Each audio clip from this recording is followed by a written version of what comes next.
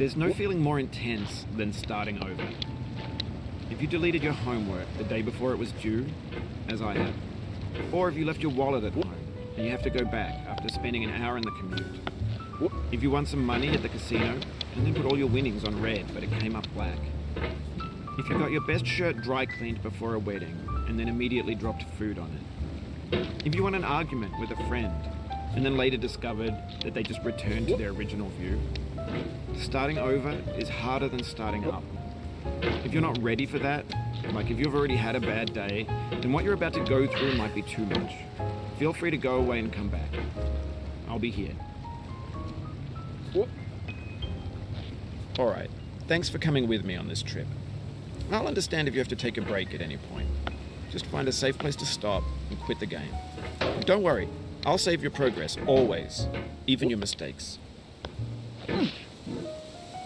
This game is a homage to a free game that came out in 2002, titled Sexy Hiking. The author of that game was Jazor, a mysterious Czech designer who was known at the time as the father of B games.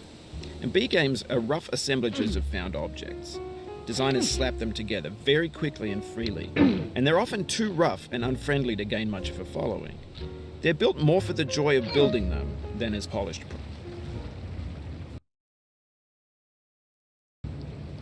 products. In a certain way, Sexy Hiking is the perfect embodiment of a B game. It's built almost entirely out of found and recycled parts, and it's one of the most unusual and unfriendly games of its time. In it, your task is simply to drag yourself up a mountain with a hammer. And that act of climbing, in the digital world or in real life, has certain essential properties that give the game its flavor.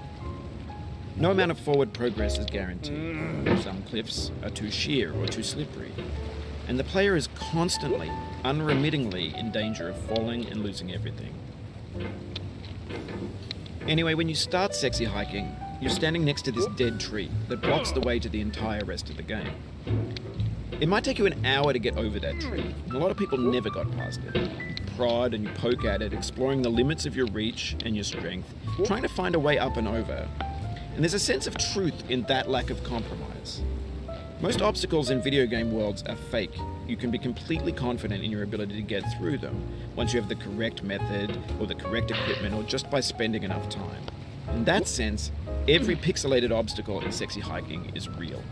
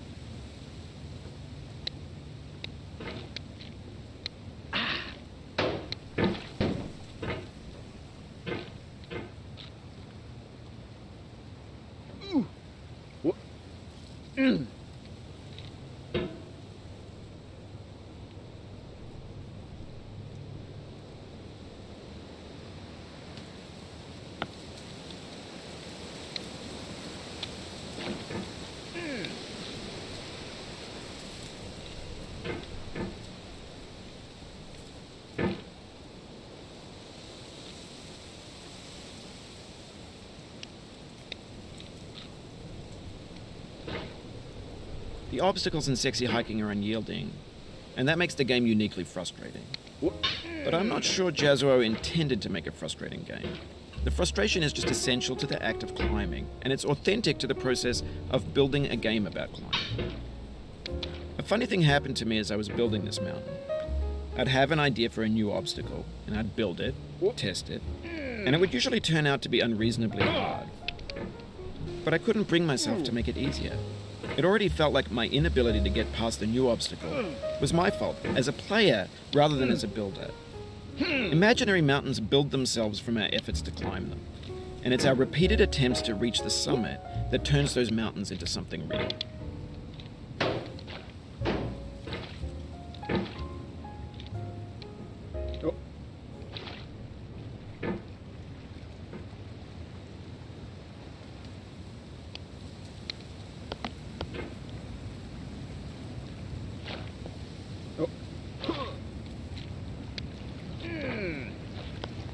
No.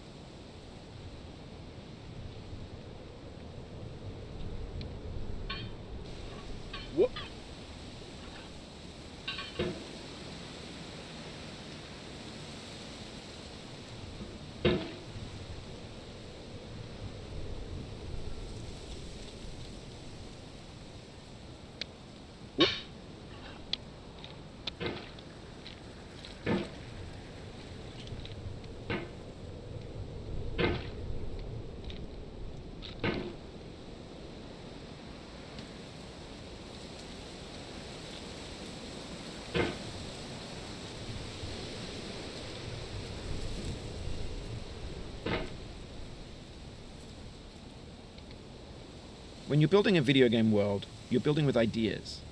And that can be like working with quickset cement. You mold your ideas into a certain shape that can be played with, and in the process of playing with them, they begin to harden and set until they're immutable, like rock. And at that point, you can't change the world, not without breaking it into pieces and starting fresh with new ideas.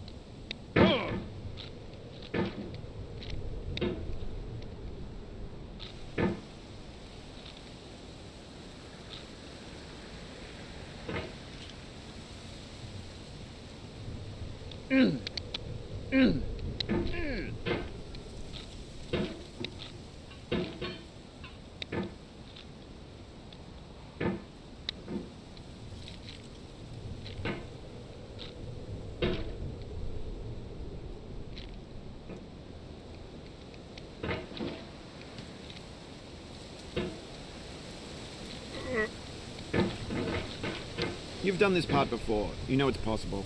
Just do what you did the first time.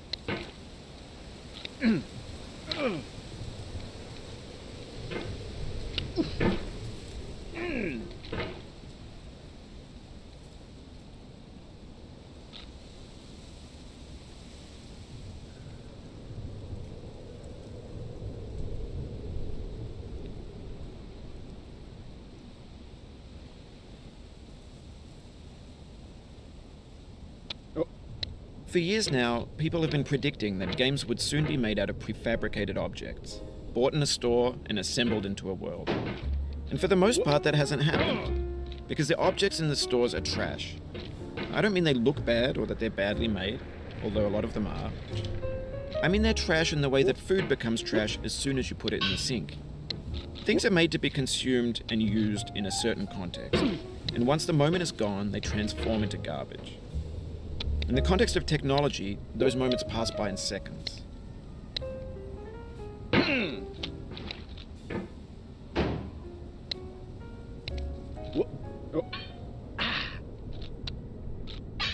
Over time, we've poured more and more refuse into this vast digital landfill that we call the internet. It now vastly outnumbers and outweighs the things that are fresh and untainted and unused. When everything around us is cultural trash, trash becomes the new medium, the lingua franca of the digital age. And you can build culture out of trash, but only trash culture. B games, B movies, B music, B philosophy.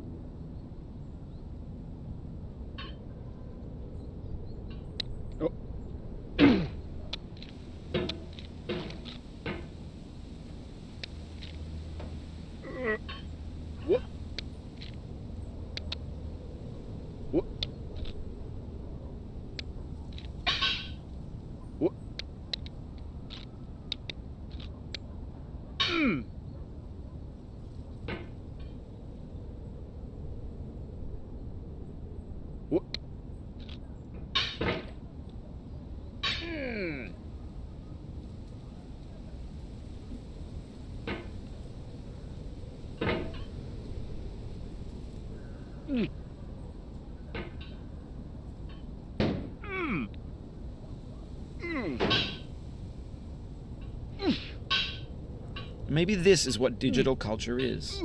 A monstrous mountain of trash, the ash heap of creativity's fountain. A landfill with everything we ever thought of in it.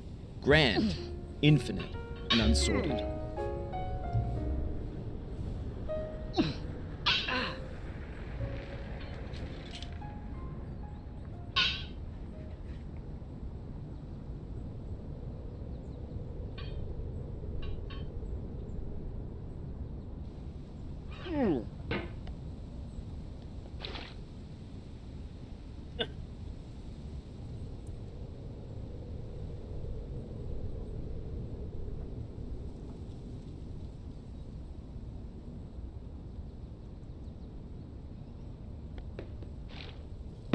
There's 3D models of breakfast, Gen X's fanfic novels, scan magazines, green screen Shia LaBeouf, banned snuff scenes on LiveLeak. Facebook's got lifelike bots with unbranded adverts and candid shots of Kanye and Taylor Swift mashups, car crash epic failed GIFs, Russian dashcam vids, discussions of McRibs, discarded, forgotten, unrecycled, muddled, rotten, untitled.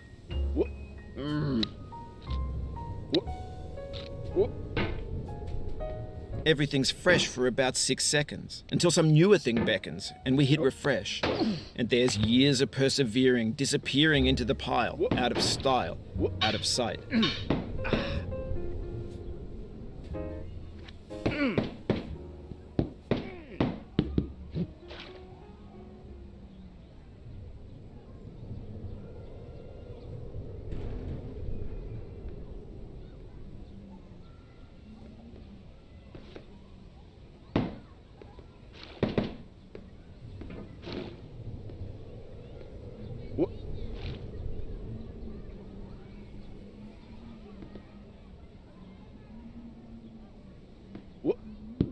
In this context, it's tempting to make friendly content that's gentle, that lets you churn through it but not earn it. Why make something demanding if it just gets piled up in the landfill, filed in with the bland things?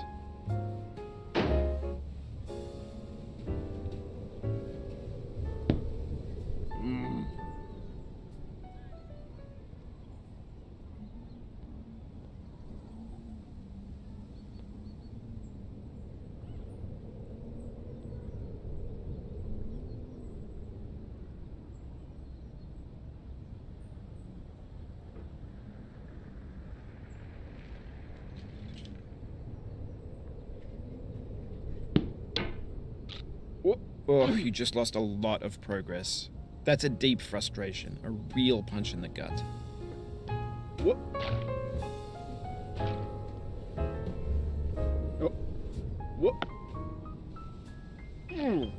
Oof, sorry about that.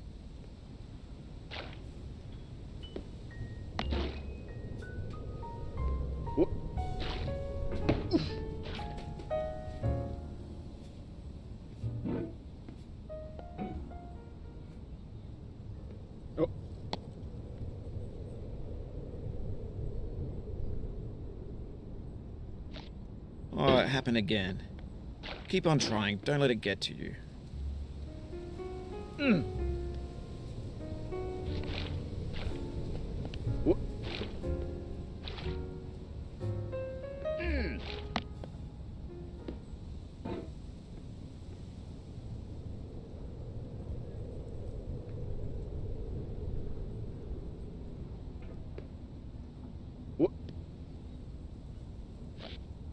This thing that we call failure is not the falling down, but the staying down. Mary Pickford.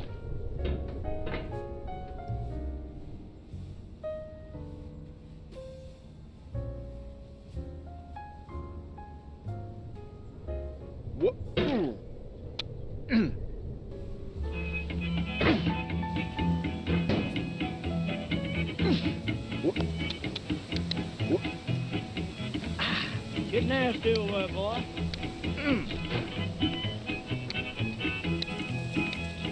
Going down the road feeling bad. I'm going down the road feeling bad. Going down the road feeling bad, and I ain't going to be treated this way. Oh,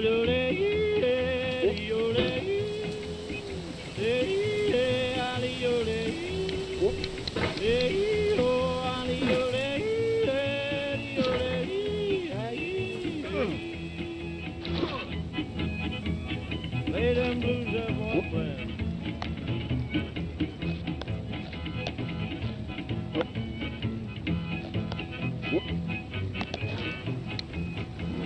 Down in the jail on my knees. I'm down in jail on my knees. Down in jail on my knees, and I ain't going to be treated this way. They feed me on cornbread and cheese. They feed me on cornbread and cheese. They feed me on cornbread and cheese, and I ain't going to be treated this way. Oh, yo, lay, ali, yo, lay.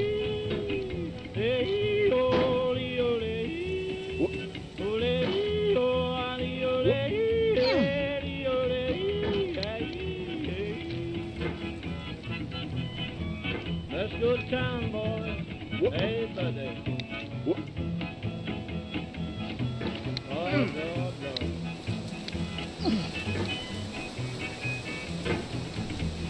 $10 shoe fits my feet.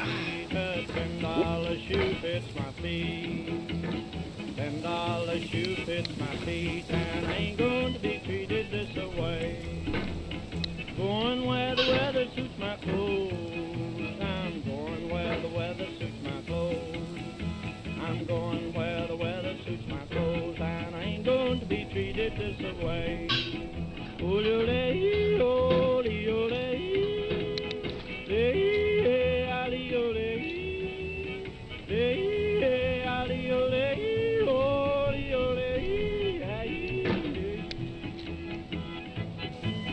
Turn down, boy, turn down.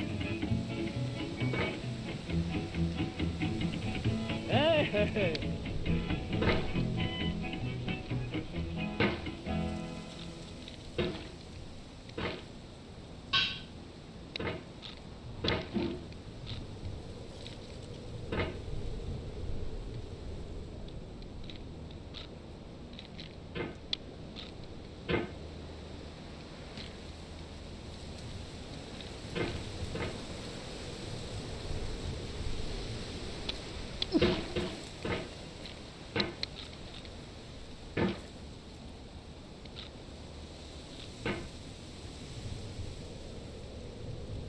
Whoop.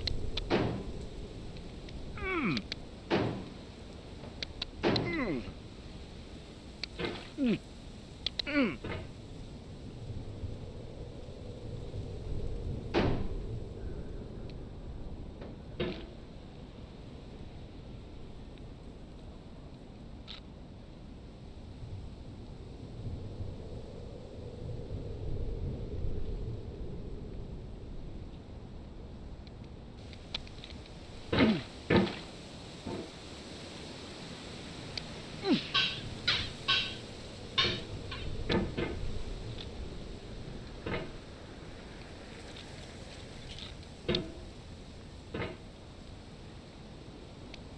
Mm.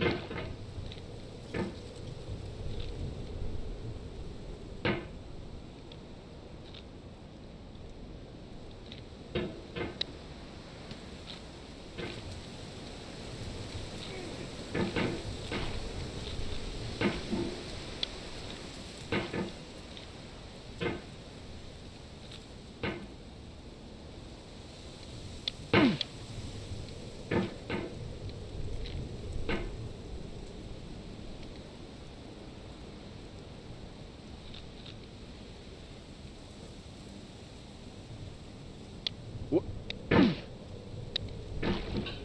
Whoop. Whoop.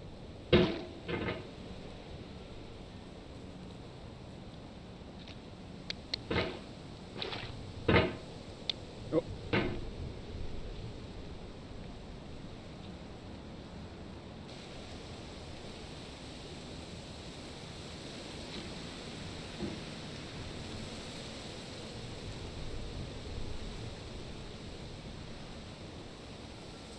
Whoop.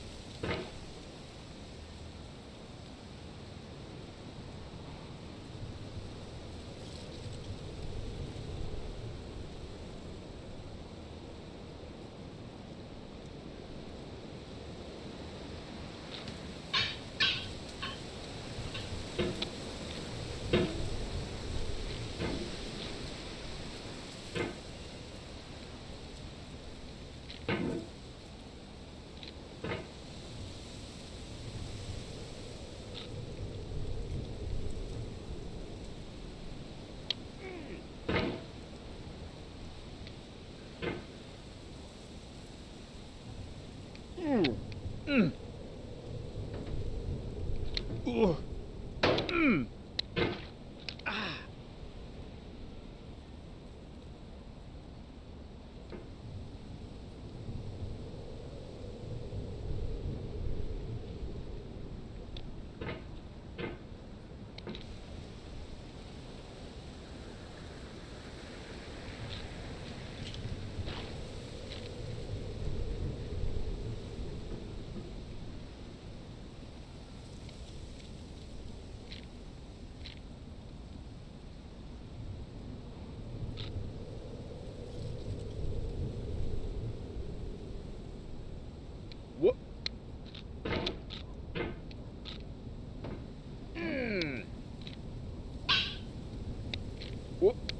Oh.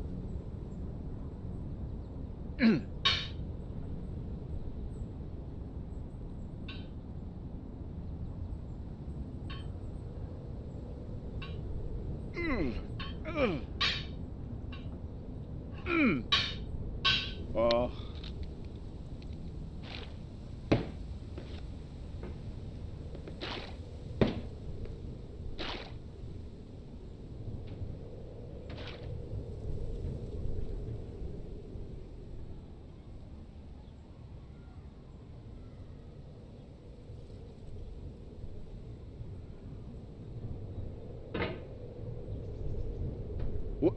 Oh.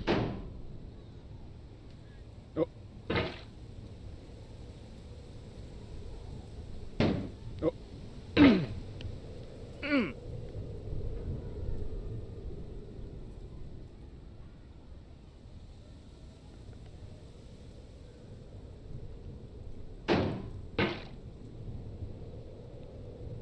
What? Ah. What? Oh.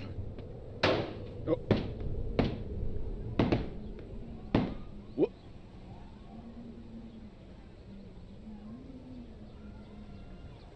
What? What? What?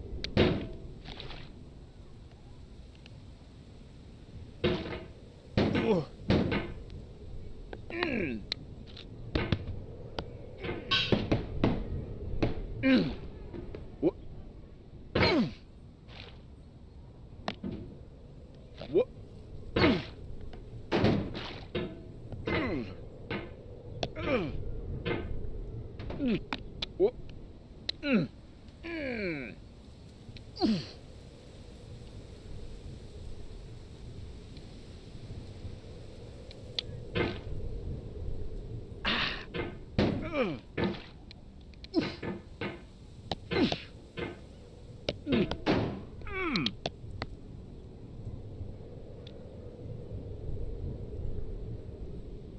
Oh.